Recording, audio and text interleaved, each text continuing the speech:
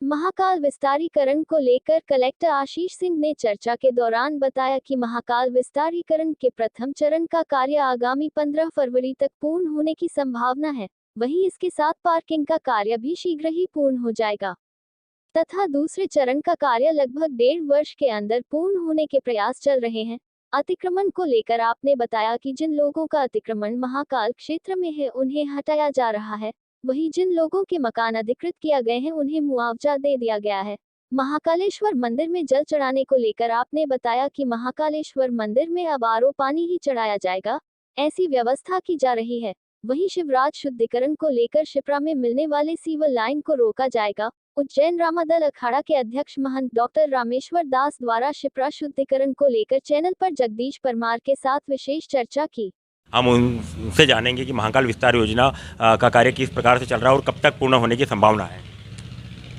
देखिए, महाकाल मंदिर परिसर विस्तार योजना जो है, जिसके तहत जो भी वर्तमान का प्रांगण है मंदिर का 2.2 हेक्टेयर का, उसको बढ़ा के 20 हेक्टेयर करने की जो योजना है और श्रद्धालुओं के लिए जो बहुत सारी सुविधाएं जुटाने की योजना है, उसका एक चरण अभी हम लोग अगले 2 महीने में 15 फरवरी तक कंप्लीट कर लेंगे। और उसके साथ साथ उसमें पार्किंग भी है 450 गाड़ियों की, उसके ऊपर सोलर के शेड भी हैं, जिससे कि पूरा का पूरा प्रांगण जो है बिजली प्राप्त करेगा। और इसके साथ साथ नया विजिटर फैसिलिटी सेंटर भी है। ये सारी चीज़ें 15 फरवरी तक हमारी पूरी होंगी और इसका जो दूसरा चरण है उसके भी लगभग सभी काम प्रारंभ हो गए हैं। इसको आगामी 1.5 साल के अंदर हमारे द्वारा कंप्लीट किया जाएगा। सर, प्रदेश के मुख्यमंत्री शिवराज सिंह चौहान ने कहा कि शिवरात्रि के पूर्व काम कंप्लीट होना चाहिए, क्या हो सकता है? जी हाँ, देखिए, जैसा मैंने बताया कि जो प्रथम चरण का काम है, लगभग आधा काम जो है वो हमारा शिवरात्रि के पूर्व 15 फरवरी तक जो है कंप्लीट होगा। बाकी के जो दूसरे चरण के काम हैं उनकी मास्टर प्लानिंग जो हुई है, जो काम शुरू हुए हैं, कुछ अभी काम टेंडर में है, वो सारे के सारे अगले 1.5 साल में पूरे किए जाएंगे। महाकाल विस्तार योजना के तहत 152 मकान अधिकृत किया गया है, क्या मुआवजा कैसे मिलेगा उनको? देखिए, जितने भी मकान हैं उनको हम लोग प्रॉपर अधिग्रहित करके, चाहे रोड के चौड़ीकरण के लिए हो, चाहे विस्तारीकरण के लिए हो, मुआवजा जो हमारी पॉलिसी है उसके तहत हम लोग प्रदान कर रहे हैं। कुछ अगर अतिक्रमण होता है तो उनको तोड़ने का काम किया जाता है, और अगर मुआवजे योग्य है तो उनको मुआवजा दिया जाता है। काशी विश्वनाथ के तहत पर अपना उज्जैन का कार्य चल रहा है, क्या क्षिप्रा और महाकाल की लिंक कब तक पूर्ण होगी और क्या जल सीधा चढ़ा पाएगा भक्त? देखिए, इसमें 2 चीज़ें हैं। एक तो जो रुद्र सागर है उस पर पूरा का पूरा सीवर हम लोग उसका ख़त्म करके शिप्रा नदी से उसको जोड़ रहे हैं, और रुद्र सागर में शिप्रा का पानी जिस समय वो सूख जाता है रुद्र सागर, उस समय हम लोग लेकर आएंगे। और बाकी जहाँ तक बात है जल चढ़ाने की, उसके लिए जो कोर्ट की गाइडलाइंस हैं कि एक निश्चित आरओ का पानी जो है उसी के तहत उसको चढ़ाया जाना चाहिए, तो उसके हमने नॉर्म्स फिक्स किए हुए हैं और उसके तहत ही काम हो रहा है। बाबा महाकाल के जो पसंदीदार पौधे हैं, क्या महाकाल विस्तार योजना में वो भी लगाए जाएंगे? जी हाँ, जो महाकाल वन का एक कॉन्सेप्ट था उसको हम लोग फिर से लेके आ रहे हैं, और कुछ एरिया ऐसा हमने आइडेंटिफाई किया है कि जो पहले यहाँ पर जो महाकाल वन के बारे में जो लिखा हुआ है पुराणों में, उसमें जिस समय जो जो पौधों का जिक्र है वही पौधे जो हम लोग यहाँ पर वापस लगा रहे हैं। मोक्षदायिनी माँ क्षिप्रा मैया को शुद्धिकरण को लेकर क्या है? देखिए, शिप्रा शुद्धिकरण की जहाँ तक बात है कि उज्जैन शहर का जो सीवर का अभी सीवर मिलता है उसको हम लोग पूरी तरीके से ख़त्म कर रहे हैं। और बाकी जहाँ तक बात है जल चढ़ाने की, उसके लिए जो कोर्ट की गाइडलाइंस हैं कि एक निश्चित आरओ का पानी जो है उसी के तहत उसको चढ़ाया जाना चाहिए, तो उसके हमने नॉर्म्स फिक्स किए हुए हैं और उसके तहत ही काम हो रहा है। बाबा महाकाल के जो पसंदीदार पौधे हैं, क्या महाकाल विस्तार योजना में वो भी लगाए जाएंगे? जी हाँ, जो महाकाल वन का एक कॉन्सेप्ट था उसको हम लोग फिर से लेके आ रहे हैं, और कुछ एरिया ऐसा हमने आइडेंटिफाई किया है कि जो पहले यहाँ पर जो महाकाल वन के बारे में जो लिखा हुआ है पुराणों में, उसमें जिस समय जो जो पौधों का जिक्र है वही पौधे जो हम लोग यहाँ पर वापस लगा रहे हैं। मोक्षदायिनी माँ क्षिप्रा मैया को शुद्धिकरण को लेकर क्या है? देखिए, शिप्रा शुद्धिकरण की जहाँ तक बात है कि उज्जैन शहर का जो सीवर का अभी सीवर मिलता है उसको हम लोग पूरी तरीके से ख़त्म कर रहे हैं। अगले 5-6 महीने में टाटा की योजना के साथ में उज्जैन शहर का एक बूंद भी जल जो है वो शिप्रा में नहीं मिल पाएगा।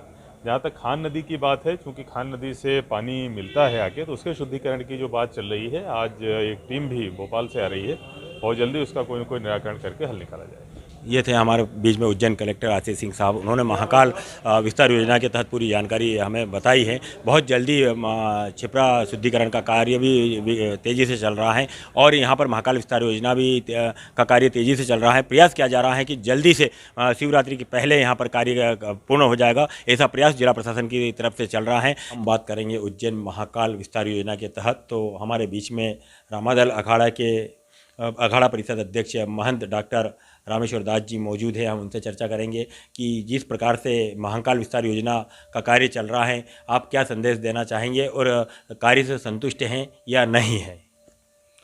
देखिए, महाकाल सौंदर्यीकरण का जो कार्य चल रहा है उससे हर साधु समाज संतुष्ट है और माननीय शिवराज सिंह जी इस पर जितना ज़्यादा ध्यान दे रहे हैं वो उनके लिए साधुवाद है, क्योंकि महाकाल मंदिर के जो आसपास का क्षेत्र था उसकी वजह से महाकाल बहुत थोड़े सीमित में था।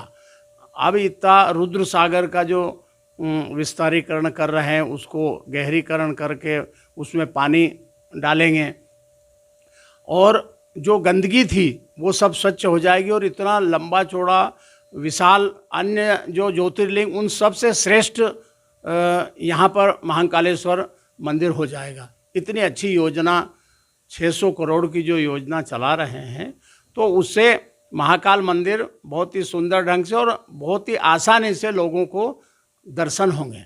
जो भी व्यक्ति आता है वो महाकालेश्वर के दर्शन से इतनी आसानी से होता है तो बड़ा प्रसन्न होता है कि उज्जैन जैसा दर्शन व्यवस्था कहीं नहीं। तो समस्त साधु समाज भी इससे प्रसन्न है, लेकिन इसके साथ में जितना महाकाल के लिए करा ये बहुत ही अच्छी बात है, लेकिन इसके साथ में शिप्रा शुद्धिकरण का भी कार्य होना चाहिए, क्योंकि उज्जैन की जो पहचान है वो शिप्रा नदी से है और महाकालेश्वर से है। शिप्रा नदी के अंदर जो भी लोग आते हैं बाहर से श्रद्धालु वो स्नान करते हैं, महाकालेश्वर भगवान के दर्शन करते हैं और 12 वर्ष में कुंभ पर्व लगता है, उसमें समस्त संत महात्मा और श्रद्धालुओं ने स्नान करने के लिए आते हैं और स्नान करने के लिए जो जल है वो अत्यंत दूषित है। उसका प्रमुख कारण है कि इंदौर का जितना भी मलमूत्र होता है वो खान नदी के माध्यम से त्रिवेणी के यहाँ मिलता है और उसके कारण शिप्रा दूषित होती है। प्रशासन को ये चाहिए कि यहाँ पर त्रिवेणी से एक कालियादे महल तक खुली नहर बनाए ताकि जितना भी गंदा पानी वो निकल जाए और देवास के अंदर जो फैक्ट्रियों का जहरीला पानी शिप्रा में मिलता है उसे रोका जाए, तो शिप्रा पूर्ण रूप से शुद्ध हो जाती है और देश विदेश से जो लोग आते हैं वो अच्छा सोच लेके जाए कि उज्जैन जैसा दर्शन व्यवस्था कहीं नहीं।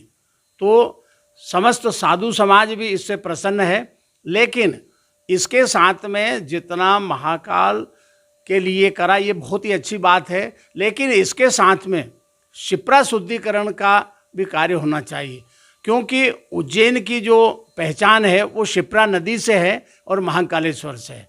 शिप्रा नदी के अंदर जो भी लोग आते हैं बाहर से श्रद्धालु वो स्नान करते हैं, महाकालेश्वर भगवान के दर्शन करते हैं और 12 वर्ष में कुंभ पर्व लगता है, उसमें समस्त संत महात्मा और श्रद्धालुओं ने स्नान करने के लिए आते हैं और स्नान करने के लिए जो जल है वो अत्यंत दूषित है। उसका प्रमुख कारण है कि इंदौर का जितना भी मलमूत्र होता है वो खान नदी के माध्यम से त्रिवेणी के यहाँ मिलता है और उसके कारण शिप्रा दूषित होती है।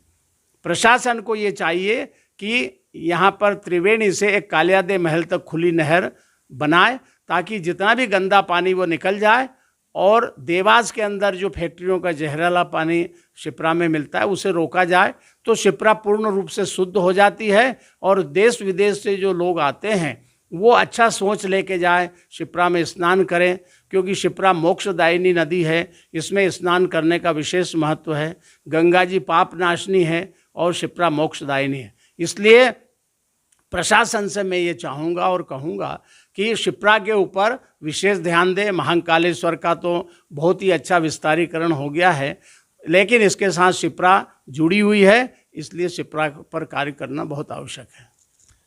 तो आप देख सकते हो हमारे बीच में रामादल अखाड़ा के अध्यक्ष महंत डॉक्टर रामेश्वर दास जी मौजूद थे। उन्होंने काफ़ी अच्छा सुझाव यहाँ पर जिला प्रशासन को दिया है कि जो महाकाल विस्तार योजना के तहत जो कार्य उज्जैन में चल रहा है उसमें प्रदेश के मुख्यमंत्री शिवराज सिंह चौहान की प्रशंसा की है, यहाँ के जिला प्रशासन की प्रशंसा करते हुए एक मोक्षदायिनी माँ क्षिप्रा मैया की शुद्धिकरण को लेकर भी उन्होंने एक सजेस्ट किया है कि वास्तविकता में जहाँ से त्रिवेणी और कालिदिया महल पर के लिए जो रास्ता जाता है उस मार्ग को यदि खुली नहर के लिए बनाया जाएगा तो जो इंदौर से आने वाली खान नदी का जो गंदा पानी है वो माँ मोक्षदायिनी नदी में मिलने से बचेगा और स्नान करने के लायक माँ क्षिप्रा मैया का जल हो जाएगा। और यही जल बाबा महाकाल को चढ़ाएंगे ताकि शुद्ध जल यदि चढ़ाएंगे तो उसका लाभ भी श्रद्धालु को अलग से मिलेगा। कैमरा पर्सन अमन गहलोत के साथ में जगदीश परमार की रिपोर्ट, उज्जैन।